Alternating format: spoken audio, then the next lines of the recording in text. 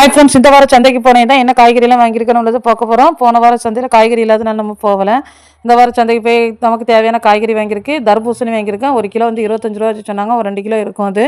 அதுபோல் வந்து புடலங்காய் ஒரு 2 காய் இருந்து நல்ல பெரிய சைஸாக தான் இருந்து 20 ரூபா 2 புடலங்காவும். காலிஃப்ளவர் வந்து ஒரு பூ வந்து 40 ரூபா சொன்னாங்க. 30 ரூபா கேட்டோன்னே தந்துருந்தாங்க. பரவாயில்ல, பெரிய பூ 30 ரூபானா கொஞ்சம் பரவாயில்ல. பாகக்காய் வந்து 20 ரூபா ஒரு கூறு. உருளைக்கிழங்கு வந்து 1 கிலோ வாங்கியிருக்கேன். 30 ரூபா 1 கிலோ உருளைக்கிழங்கு. சேனக்கிழங்கு வந்து ஒரு சின்ன காய் எடுத்திருக்கேன். அது வந்து 10 ரூபாக்கு சொன்னாங்க. 1/4 கிலோ இஞ்சி 25 ரூபா நமக்கு. அதுபோல் வந்து சின்ன உள்ளி வந்து விற்றுருந்தாங்க. சின்ன உள்ளி வந்து 1.5 கிலோ வந்து 50 ரூபான்னு சொல்லியிருந்தாங்க.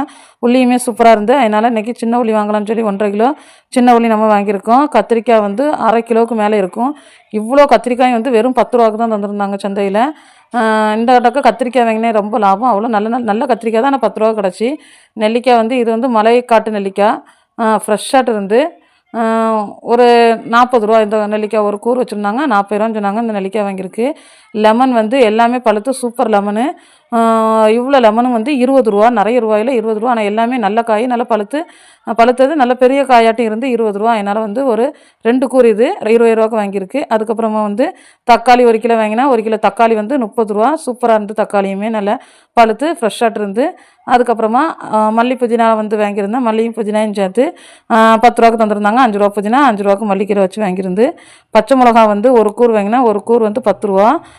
1/4 கிலோ மிளகா இருக்கும். அதுவும் அந்த கோழிக்கால் மிளகா, நெட்ட மிளகா சூப்பராக இருந்து, நல்லா ஃப்ரெஷ்ஷாக இருந்து. பச்சை மிளகா பறித்து கொண்டு வந்தே மாதிரி.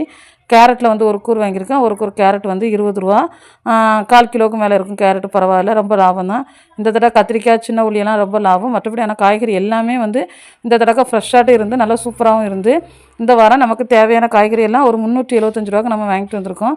ஃப்ரெண்ட்ஸ், உங்களுக்கு வீடியோ பிடிச்சா லைக் பண்ணுங்கள், ஷேர் பண்ணுங்கள், கமெண்ட் பண்ணுங்கள், நம்ம சேனலை சப்ஸ்கிரைப் பண்ணுங்கள்.